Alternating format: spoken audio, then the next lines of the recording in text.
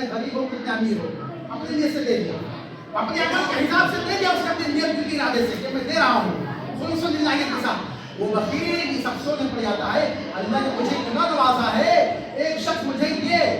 सबका खैरात देकर जा रहा है अल्लाह के राह में, तो मैं क्यों ना करूँ, अपनी बखीली छोड़कर मैं सखावत करने लगूँ, मैं भी इसके ताज खैरात करने लगूँ। अल्लाह के नबी कहते लोगों, इन 3 लोगों ने तौबा कर ली अपने जराइम से, अपने बुरे कामों से, अल्लाह रब्बुल आलमीन की अल्लाह इतनी पसंद आई, उस शख्स को अल्लाह रब्बुल आलमीन ने उसके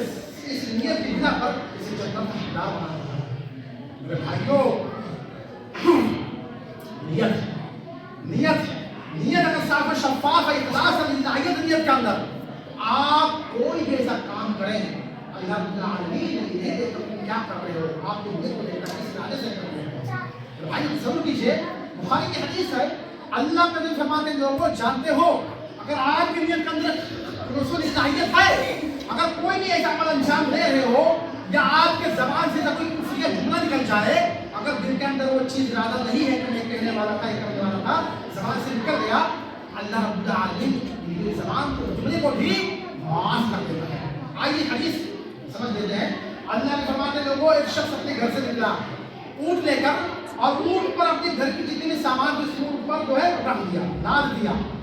और शख्स अपनी लदी हुई ऊँट जो है घर का सारा सामान जिस ऊँट पर लदा हुआ था वो घर से निकल पड़ा। चलते चलते मदीने के जब कुछ दूरी पर आकर पहुंचा तो देखा कि एक सायादार दरख्त है, क्यों थोड़ा आराम कर लो, ऊँट को यहाँ पर बांध कर वो शख्स जो है अपने ऊँट पर जो बांध कर सो जाता है।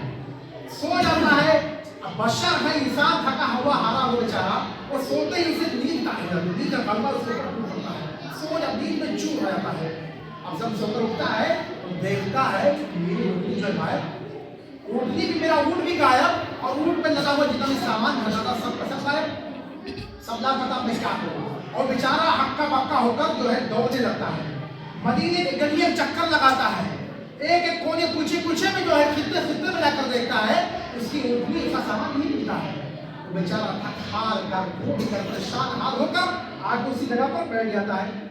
फिर से सो जाता है थक हार कर। जब उसकी आंखें खुलती है तो देखता है कि मेरी ऊँटनी जहाँ पर मैं बांधा था, मेरी ऊँटनी आकर उसी जगह पर बंधी हुई है। अब देखिए उसकी खुशी का ठिकाने का आलम देखिए, उसकी ज़बान से क्या जुमला निकलता है, क्या कहता है, अल्लाहुम्मा अंता अब्दी व अना रब्बुक। गौर करने का मकाम है भाइयों, क्या कहता है, अल्लाहुम्मा अंता अब्दी व अना रब्बुक, ऐ अल्लाह तू मेरा बंदा है मैं तेरा रब हूँ। हालांकि सिर्फ ज़बान से कहने का मकसद नहीं था,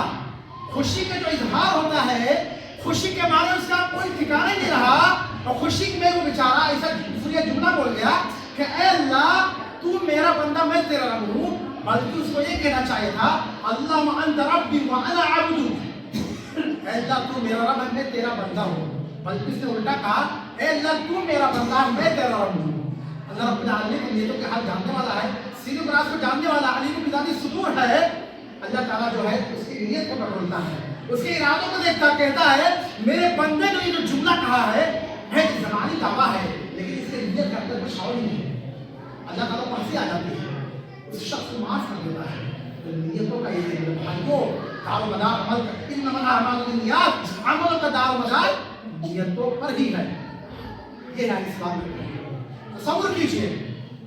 हज़रत अबू बकर सिद्दीक़ रज़ियल्लाहु अन्हु अल्लाह के पास बैठे हुए हैं, अल्लाह के फरमाते हैं ऐ अबू बकर जानते हो कुछ लोग ऐसे होंगे जो अपने अमलों के हिसाब से जन्नत के अंदर दाखिल होंगे, और कुछ लोग अपनी इबादतों के लिहाज से जन्नत के अंदर दाखिल होंगे।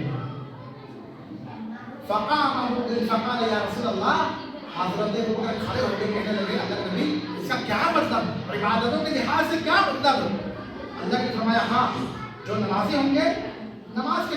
जन्नत के दरवाजे के अंदर दाखिल होंगे, जो ज़काती होंगे उनका अलग ही दरवाज़ा होगा, रोज़ेदार बाबू रैयान के दरवाजे से अंदर दाखिल होंगे। यानी जो अमल जैसा क्या होगा उस हिसाब से दरवाजे जन्नत के ओर दिखाई देंगे, वहाँ से एंट्री करके जन्नत के अंदर दाखिल होगा। अबू बकर ने कहा, रसूलुल्लाह ने कहा ऐ अल्लाह के नबी ऐसा भी कोई शख्स होगा जो तमाम दरवाजों से अकेले जन्नत के अंदर दाखिल होगा। अल्लाह ने कहा अबू बकर वो शख्स तुम ही हो, क्योंकि तुम्हारे अंदर तमाम क्वालिटीज तमाम सिफतें तुम्हारे अंदर ही पाई जाती हैं और किसी दूसरे के अंदर नहीं पाई जाती। भाइयों तसव्वुर कीजिए اسلام کا معیار ہے، اخلاق کا معیار ہے۔ آپ تصور کیجئے ایک شخص پوری زندگی عبادت کرتا رہے، پوری زندگی سجدہ میں پڑا رہے، پیشانی جو ہے اپنی خم کر لے اللہ کے سامنے، لیکن نیت میں اخلاص نہیں ہے، خلوص نہیں ہے، الہیت نہیں ہے، تو بیکار ہے۔ ایک انسان نماز پڑھ رہا ہے، نماز پڑھتے پڑھتے ہم مسجد سے باہر نکلا، ایک دوسرے کی کئی بار برائی چغل خوری کرنا شروع کر دیتا ہے، ایک دوسرے پر ٹپڑی کرنا شروع کر دیتا ہے، تو کیا نماز پڑھنے کا کچھ مطلب حاصل ہوا؟ کچھ مطلب ہوا؟ ہم تو آئے کہ ثواب کے جیسے نا، بھائی کہاوت ہے، نہ ہی خدا ملا نہ عیسیٰ علیہ السلام، نہ یہاں کے رہے ہم نہ وہاں کے رہے ہم۔ جانتے سر کیا بھارت جو ہے، امام صحابی رحمہ اللہ علیہ اپنی کتاب مجموع الزوائد کے اندر ایک روایت نقل کرتے ہیں۔ کون سی روایت؟ کہتے ہیں قیامت کا عالم ہوگا، نفس نفسی کا عالم ہوگا، لوگ میدان محشر کے اندر جمع بھی ہوں گے، کھڑے بھی ہوں گے،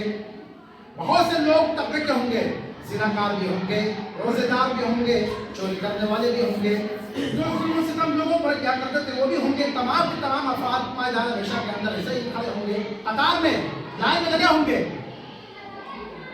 اور نمازیوں کی بھی صف ہوگی، جو نماز پڑھتے نہیں ہیں پانچ وقت نماز ان کی بھی صف ہوں گی، اور فرشتے آئیں گے کس کے پاس؟ زناکار، چوری کرنے والے، بدکاری، ڈاکو، چور، ڈکیت، تمام جرائم کرنے والے افراد لوگ موجود ہوں گے، ان کے نام اعمال کو ان کے بائیں ہاتھ میں تھما دیا جائے گا، جاؤ تمہارا ٹھکانہ جہنم ہے۔ اب نمازی جو ہوں گے وہ 5 وقت کی نماز پڑھا کرتے تھے، وہ بھی ہوں گے اس آسرے، اس امید میں کہ آج میرا نام اعمال میرے دائیں ہاتھ ملے گا، فرشتے آئیں گے اس نمازی کے